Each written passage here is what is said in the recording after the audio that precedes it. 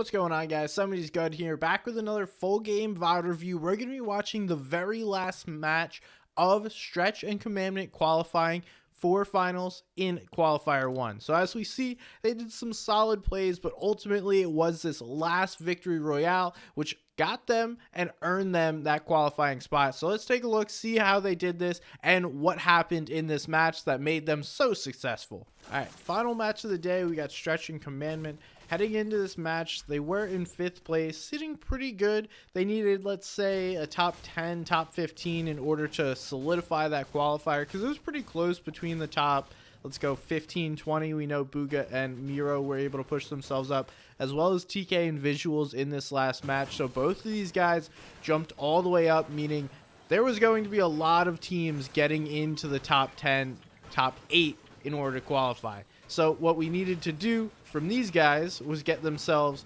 into the end game, make that 9th zone, and that's ultimately what the plan was. So let's start off early game. They're at Coney. These guys are uncon. There's no one even really close.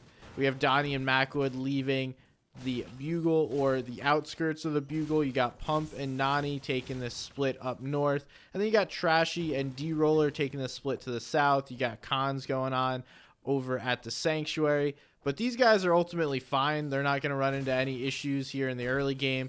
And we could just skip through this. And I just want to give a shout out. Commandment had some sick solo clutches to even put them at this point. He is an amazing player. Probably one of the best players that doesn't get highlighted a lot, because he's just kind of quiet. Doesn't really talk about a lot on social media or do too much. He used to stream, but you know, now it's a very rare Commandment stream. You always appreciate him, and he's been so successful. I mean, he was part of that run with Sentin and Edgy getting 2nd place 30 million times. But anyway, now we're leaving the POI. We're doing it about as first zone starts moving. We'll take a look at the loadout. The ammo's looking good. They got Chili Chugs. They got a full 3 heals for both of them. And then we're splitting the AR and the SMG. So we're not all using that same ammo. Actually, that's not true. One of them is holding an SMG, which is Commandment, and not a shotgun, which we've seen more and more often. But really good loadout. And now we're going to look and try and claim a priority position. They're actually going straight for the drop, which is super ballsy considering there was teams conning here. There's a team coming behind them, but the teams that landed here are ultimately fighting to the north of Sanctuary, and they're just able to grab this, no issue, get themselves a pad. That's huge. Now they're going to be looking for a spot for surge damage, because they did not have any surge damage up to this point. Maybe a couple tags or something on the rotate. I didn't even see anything. So it's going to be really important to get that damage. Stretch and Commandment know that, so I'd be really surprised if they sit here the whole game. But they also do see that this is the last game, and a lot of players are trying to get super aggressive. I mean, just look at how quickly this has gone down. We had like 90 players alive in game 1 on NA East at this point. So players getting aggro. They're trying to make their way up the leaderboard, and while that has to make you a little uncomfortable from Stretch and Commandment's perspective, it also makes you feel good because you're not super worried about Storm Surge. You don't have to sit here and farm Surge in a position like the guys they're firing at right now, because these guys up here are definitely more worried about Surge than Stretch and Commandment. They know that this lobby is just going to thin out. But at the same time, they're also just staying still, not really doing anything. So they know that a lot of other players are being aggressive, and they could miss out on a lot of those elimination points if they don't get them. But zone moves. We see them hop in the Chonker's tire vehicle, get themselves in a good spot. Now instead of going for the drop, they can prioritize the position because they have the pad. And now here's where they're going to farm all their surge. Stretch going to go ahead, get a little bit extra mats there for building the base. And we'll watch Commandment get some surge tags. It is, though, very important that they're hitting their shots right now, because just because there's no 70 surge doesn't mean there's not going to be 50 or 30 surge. And if you fall way too far behind early on, it gets very difficult to get past and get back up in surge, because typically once you're like 300, 400, 500 down, there ain't much you could do within a couple of minutes to make that happen, unless you're just going to start taking fights and try and eliminate the lobby as opposed to getting Surge. But they're now in one of the best spots, especially with this zone pull. They are right here. We can see them. But with this zone pull, they're actually going to be in a very favorable spot because all of these duos are going to come to this edge, and this is going to allow them to get all that Surge that they need. These teams, we see Bugha and Miro, SMG only, Paper and Nosh. These guys, they're all going to have to be good on Surge or farm it on the other players, whereas Stretch and Commandment now get essentially the whole lobby. The only thing you'd like to see if you're them is someone throw a Firefly at these trees to clear them out. That's something I saw, I think it was Cammy was hitting that center split, and when they were doing that, they were essentially just lighting all the trees on fire in the center to allow themselves to get better vision during this like Surge phase, and it also prevents players from refarming on their rotates. So little 200 IQ strat, not exactly from Stretch and Commandment, but nonetheless still something we can and should talk about.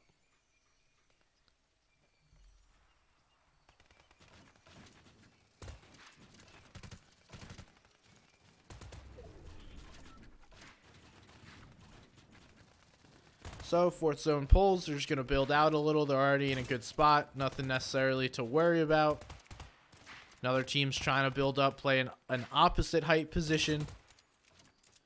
And we know Stretch and Commandment are going to be good at playing this position just based on historically. They know how to win games. They know how to play well. And if they wind up pulling fifth here, that's essentially going to give them the high ground. I don't know if they want it or not at this point. But sometimes you just got to play with what you got. So let me slow this down as we get into fifth. So they're not going to pull. It's going to the south, basically where that other team built up. Another team getting right on their walls. And we will watch. Commandment has bullied them down.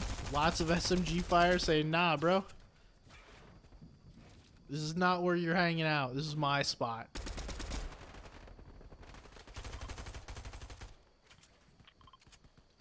So we're probably going to see them pad here. Actually, no, with the chili splashes, looks like they're going to hit a walking rotate. Which actually isn't a bad idea. Save your pad for first moving. Spend a little bit of mats on this rotate. They get split here, but you want to just keep moving. Ideally, you just go until you get in zone, and then once you're in zone, you can assist the person behind you. That was a really clean rotate, and that's just from information they gained before they started moving. Just understanding where players are. And these guys were able to walk basically right into zone without getting shot at for the most part.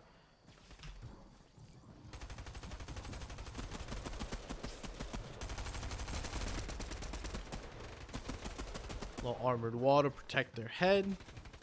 Love the introduction, the use of armored walls.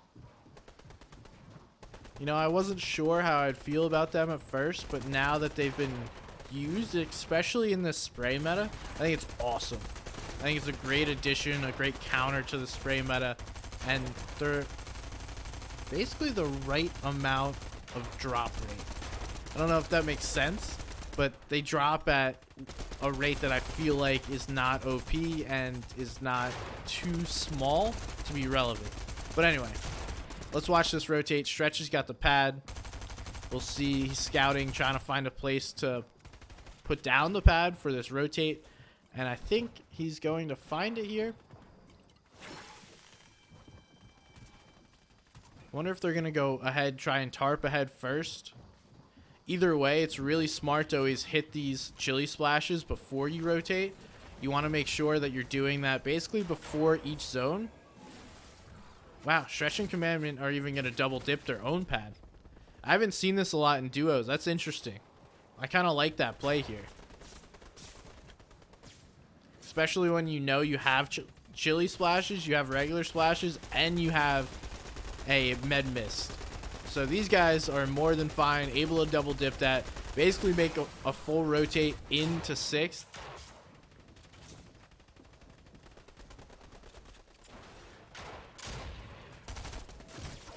Now just trying to make a cheap rotate on second height here. Interesting that Stretch is leading the way. Normally Commandment is the lead tarper. We'll see if that changes towards the end. I believe they're playing high ground, so we're not actually going to get to see Commandment tarp, which is a shame. He's honestly one of the best tarpers we've seen. But in duos, you know, both players have to do everything. It's not like a single person is allowed to just sit back and simply sit at the back of a tarp and try and take people out like you could in trios. So it's a little more important. We see Commandment just sticking with stretch. They're looking at height. See, they're fighting. Oh, beautiful. So that's one, nicely timed, and then two, just that recognition to know that they're fighting and immediately commit to the high ground. So instead of like being hesitant, like, oh, they're fighting, should we go up? I don't know. And then you have this whole conversation. By the time that happens, you've already lost height. No, these guys were very specific in looking to take height. They were on the front side. They knew the backside was fighting. Quickly turn around, take shots, and then boom, get the elims on the guys fighting for height. Now we're chilling. Sit back. This is our high ground. Little connect here by stretch. And then we see him basically every zone using one of those chili splashes. Great recognition to make sure they're staying fast, which essentially prevents you from getting out cranked if someone tries to take height from you. And that's what you want, right? If you're moving on a chili chug, then no one's going to be able to run faster than you. And, you know, even if you're slow on mats, people will see that speed and it will deter them from trying to take height on you. But right now we're running low. The ammo on stretch is almost non-existent, so it's up to Commandment to take shots. He's going to drop a couple clips here for stretch, which should help them a little bit. But with zone bouncing back, they don't really have a ton of ammo or really the luxury of people moving into open space. And I'll show you what I mean by that quickly here. So when zone pulls into open space, it's favorable for high ground because builds are fresh and people have to move, right? So when zone, let's say it pulls out this way, everyone needs to put fresh builds here. There's no builds that are protecting the players down below, so the builds are naturally weaker and people have to spend more, meaning that they're going to run out faster. But when zone bounces back, yeah, I guess it's nice that high ground gets to use their own builds, but so does everyone else, and there's just layers upon layers protecting the players down below, which makes it really hard to get a bunch of elims on height.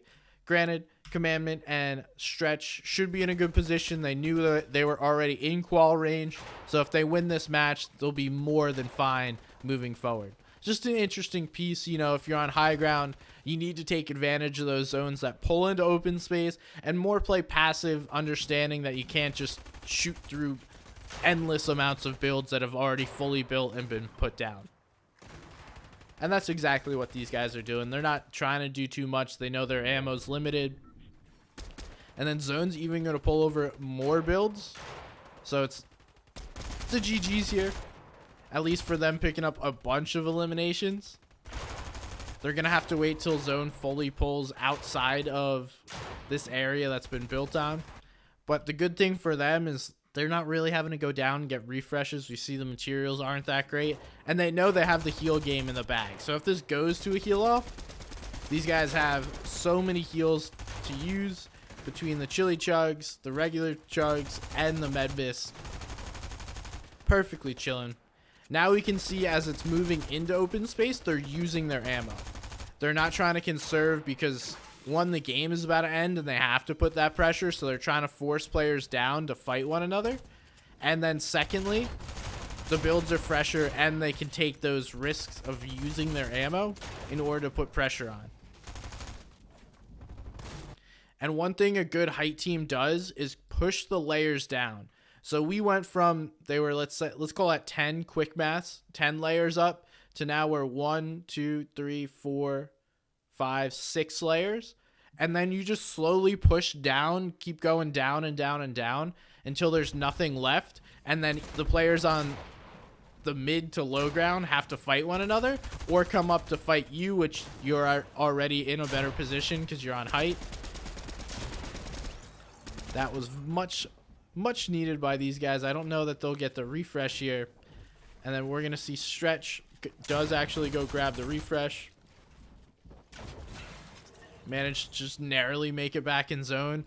And then this is a 2v1v1. You're not going to see these two lose this.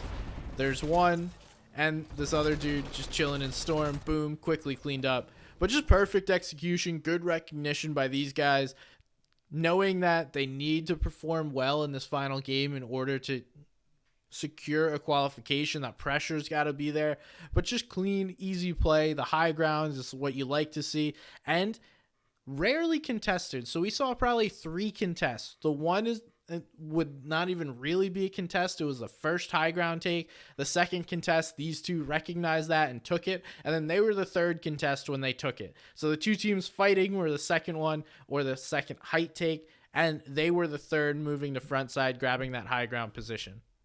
But I want to thank you guys for watching. Appreciate you.